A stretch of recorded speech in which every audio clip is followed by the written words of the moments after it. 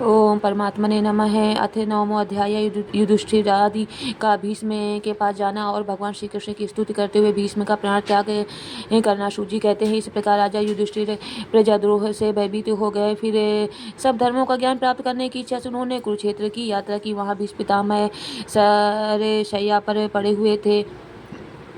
शौनकादि ऋषियों उस समय उन सब भाइयों ने स्वर्ण जड़ित रथों पर, जिनमें अच्छे अच्छे घोड़े जुटे हुए थे, सवार होकर अपने भाई युधिष्ठिर का अनुगमन किया। उनके साथ व्यास, धौम्य आदि ब्राह्मण भी थे। शौनक जी अर्जुन के साथ भगवान श्री कृष्ण भी रथ पर चढ़कर चले। उन सब भाइयों के साथ महाराज युधिष्ठिर की ऐसी शोभा हुई मानो यक्षों के से घिरे हुए स्वयं कुबेर ही जा रहे हों। अपने अनुचरों और भगवान श्री कृष्ण के साथ वहां जाकर पांडवों ने देखा कि भीष्म पितामह स्वर्ग से गिरे हुए देवता के समान पृथ्वी पर पड़े हुए हैं। उन लोगों ने उन्हें प्रणाम किया। शौनक जी उसी समय भरतवंशियों के गौरव रूप भीष्म पितामह को देखने के लिए सभी ब्रह्मर्षि, देवर्षि और राजर्षि वहां आए। पर्वते नारदे धौम्य, भगवान व्यास, बृहदश्व, भरद्वाज शिष्यों के साथ परशुराम जी, वशिष्ठ, इंद्र, प्रमदे, त्रित, गिरत, समदे, असित, कछिवान, गौतम, अत्रि, विश्वामित्र, सुदर्शन और तथा और भी सुखदेव आदि सुदे हृदय महात्मा गण एवं शिष्यों के सहित कश्यप, अंगिरा, पुत्र बृहस्पति आदि मुनिगण भी वहां पधारे। भीष्म पितामह धर्म को और देश काले के विभाग को कहा किस समय क्या करना चाहिए से बात को जानते थे। उन्होंने उन्हें बड़भागी ऋषियों को सम्मिलित हुआ देखकर उनका यथा योग्य सत्कार किया। वे भगवान श्री कृष्ण का प्रभाव भी जानते थे, अतः उन्होंने अपनी लीला से मनुष्य का वेश धारण करके वहां बैठे हुए तथा जगदीश्वर के रूप में हृदय में विराजमान भगवान श्री कृष्ण की बाहर तथा भीतर दोनों जगह पूजा की। पांडव बड़े विनय और प्रेम के साथ भीष्म पितामह के पास बैठ गए। उन्हें देखकर भीष्म पितामह की आंखें प्रेम के आंसुओं से भर गई। उन्होंने उनसे कहा, धर्मपुत्रों, हाय हाय, ये बड़े कष्ट और अन्याय की बात है कि तुम लोगों को ब्राह्मण धर्म और भगवान के आश्रित रहने पर भी इतने कष्टों के साथ जीना पड़ा, जिसके तुम कदापि योग्य नहीं थे। रथी पांडु की मृत्यु के समय तुम्हारी अवस्था बहुत छोटी थी। उन दिनों तुम लोगों के लिए कुंती रानी को और साथ साथ तुम्हें भी बार बार बहुत से कष्ट झेलने पड़े। जिस प्रकार बादल वायु के वश में रहते हैं, वैसे ही लोकपालों के सहित सारा संसार काल भगवान के अधीन है। मैं समझता हूँ कि तुम लोगों के जीवन में ये जो अप्रिय घटनाएं घटित हुई हैं, ये सब उन्हीं की लीला है।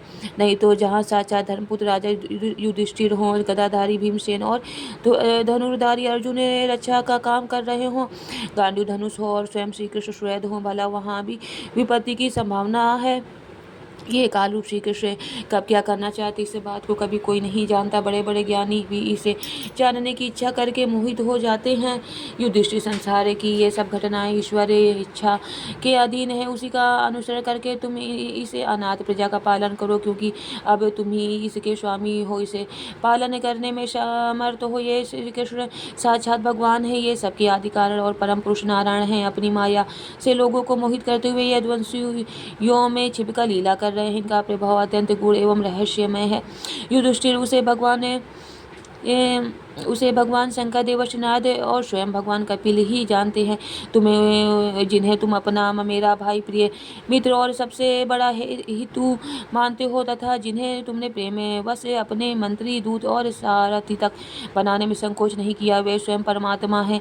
इन्हें सर्वात्मा, समदर्शी, अद्वितीय, अहंकार रहित और निष्पाप परमात्मा में उन्हें ऊंचे नीचे कार्यों के कारण कभी किसी प्रकार की क्षमता नहीं होती। युधिष्ठिर, इस प्रकार सर्वत्र सम होने पर भी देखो तो ये सही है, अपने अनन्य प्रेमी भक्तजनों पर कितनी कृपा करते हैं।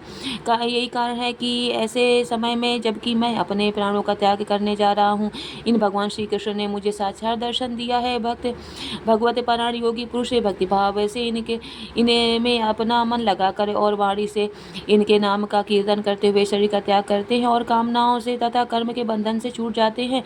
वे ही देव भगवान अपने प्रसन्न हास्य और रक्त कमल के समान अरुण नेत्रों से उल्लसित मुख वाले चतुर्भुज रूप से, जिसका और लोगों को केवल ध्यान में दर्शन होता है, तब तक यहीं स्थित रहकर प्रतीक्षा करे जब तक मैं इस शरीर का त्याग न कर दूं।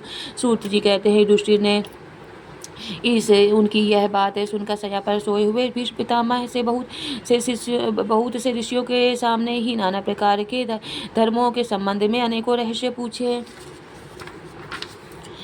तब तत्ववेता भीष्म पितामह ने वर्ण और आश्रम के अनुसार पुरुष के स्वाभाविक धर्म और वैराग्य तथा राग के कारण विभिन्न रूप से बतलाए हुए निवृत्ति और प्रवृत्ति रूप विविध धर्म, दान धर्म, राजधर्म, मोक्ष धर्म, स्त्री धर्म और भगवत धर्म, इन सब का अलग अलग संक्षेप और विस्तार से वर्णन किया। शौनक जी इनके साथ ही धर्म, अर्थ, काम और मोक्ष, इन चारों पुरुषार्थों का तथा इनकी प्राप्ति के साधन का अनेकों उपाख्यान और इतिहास सुनाते हुए विभाग सह वर्णन किया।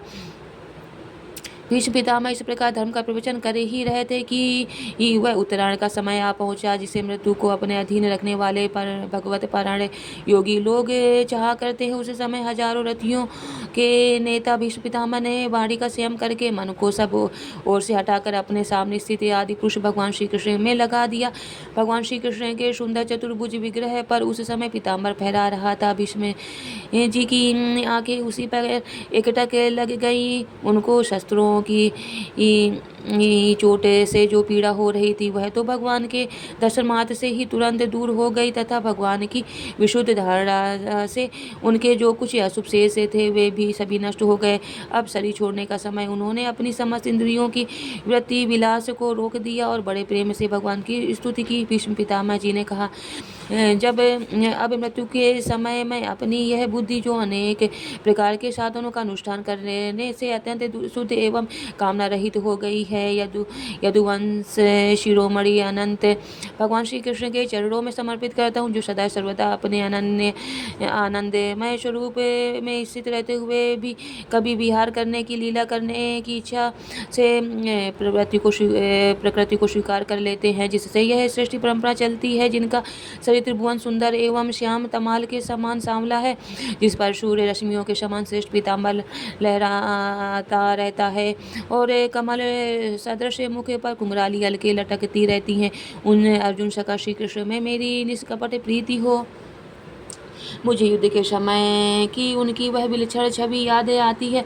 उनके मुख पर लहराते हुए घुंघराले बाल घोड़ों की टाप की धूल से मटमैले हो गए थे और पसीने की छोटी छोटी बूंदें शोभायमान हो रही थी। मैं अपने तीखे बाणों से उनकी त्वचा को बींध रहा था। उन सुंदर कवच मंडित भगवान श्री कृष्ण के प्रति मेरा शरीर, अंतःकरण और आत्मा समर्पित हो जाए। अपने मित्र अर्जुन की बात सुनकर जो तुरंत ही पांडव सेना और कौरव सेना के बीच में अपना रथ ले आए और वहां स्थित होकर जिन्होंने अपनी दृष्टि से ही शत्रु पक्ष के सैनिकों की आयु छीन ली, उन्हें पार्थ सखा भगवान श्री कृष्ण में मेरी परम प्रीति हो।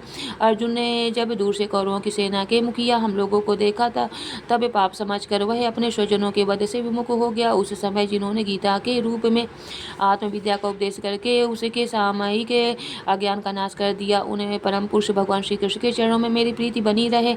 मैंने प्रतिज्ञा की थी कि मैं श्री कृष्ण को शस्त्र ग्रहण कराकर छोड़ूंगा। उसे सत्य एवं ऊंची करने के लिए उन्होंने अपने शस्त्र ग्रहण न करने की प्रतिज्ञा तोड़ दी। उस समय वे रथ से नीचे कूद पड़े और सिंह जैसे हाथी को मारने के लिए उस पर टूट पड़ता है, वैसे ही रथ का पहिया लेकर मुझ पर झपट पड़े। उस समय वे इतने वेग से दौड़े कि उनके कंधे का दुपट्टा गिर गया और पृथ्वी कांपने लगी।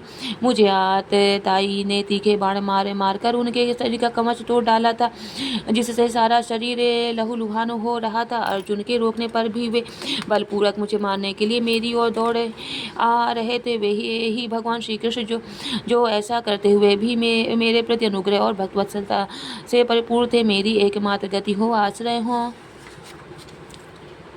अर्जुन के रथ की रक्षा में सावधान जिन श्री कृष्ण के बाएं हाथ में घोड़ों की रास थी और दाहिने हाथ में चाबुक, इन दोनों की शोभा से उस समय जिनकी अपूर्व छवि बन गई थी तथा महाभारत में मरने वाले वीर जिनकी इस छवि का दर्शन करते रहने के कारण सारूप मोक्ष को प्राप्त हो गए, उन्हीं पार्थ सारथी भगवान श्री कृष्ण में मुझे मरणासन की परम प्रीति हो, जिनकी लटकीली सुंदर चाल, हाव भाव युक्त चेष्टाएं, मधुर मुस्कान और प्रेम भरी चितवन से अत्यंत सम्मानित गोपियां रासलीला में उनके अंतर्ध्यान हो जाने पर प्रेमोन्माद से मतवाली होकर जिनकी लीलाओं का अनुकरण करके तन्मय हो गई थी, उन्हीं भगवान श्री कृष्ण में मेरा परम प्रेम हो। जिस समय युधिष्ठिर का राजसूय यज्ञ हो रहा था, मुनियों और बड़े बड़े राजाओं से भरी हुई सभा में सबसे पहले सबकी ओर से इन्हीं सबके दर्शनी भगवान श्री कृष्ण की मेरी आंखों के सामने पूजा हुई थी। वही सबके आत्मा प्रभु आज इस मृत्यु के समय मेरे सामने खड़े हैं। जैसे एक ही सूर्य अनेक आंखों से अनेक रूपों में दिखता है, वैसे ही अजन्मा भगवान श्री कृष्ण अपने ही द्वारा रचित अनेक शरीरधारियों के हृदय में अनेक रूप से जान पड़ते। वास्तव में तो वे एक और सबके हृदय में विराजमान हैं ही। उन्हीं इन भगवान श्री कृष्ण को मैं भेद भ्रम से रहित होकर प्राप्त हो गया हूँ। सूची कहते इस प्रकार भीष्म पितामह ने मन, वाणी और दृष्टि की वृत्तियों से आत्मस्वरूप भगवान श्री कृष्ण में अपने आप को लीन कर दिया। उनके प्राण वहीं विलीन हो गए और वे शांत हो गए। उन्हें अनंत ब्रह्मा में लीन जानकर सब लोग वैसे ही चुप हो गए जैसे दिन के बीत जाने पर पक्षियों का कलरव शांत हो जाता है। उस समय देवता और मनुष्य नगारे बजाने लगे। साधु स्वभाव के राजा उनकी प्रशंसा करने लगे और आकाश से पुष्पों की वर्षा होने लगी। शौनक जी युधिष्ठिर ने उनके मृत शरीर की अंत्येष्टि क्रिया कराई और सब कुछ और कुछ समय के लिए वे शोकमग्न हो गए। उस समय मुनियों ने बड़े आनंद से भगवान श्री कृष्ण की उनके रहस्यमय नाम ले लेकर स्तुति की। इसके पश्चात अपने हृदय को श्री कृष्णमय बनाकर वे अपने अपने आश्रमों को लौट गए। तदनंतर भगवान श्री कृष्ण के साथ युधिष्ठिर हस्तिनापुर चले आए और उन्होंने वहां अपने चाचा धृतराष्ट्र और तपस्विनी गांधारी को ढांढस बंधाया। फिर धृतराष्ट्र की आज्ञा और भगवान श्री कृष्ण की अनुमति से समर्थ राजा युधिष्ठिर अपने वंश परंपरागत साम्राज्य का धर्मपूर्वक शासन करने लगे। इति श्रीमद्भागवते महापुराणे परमहंस्यां संहितायां प्रथम विष्णुस्कंधे युधिष्ठिरराजे प्रलम्भो नाम नवमो अध्याय। हरि ओम तत्सत्। श्री कृष्णार्पणमस्तु।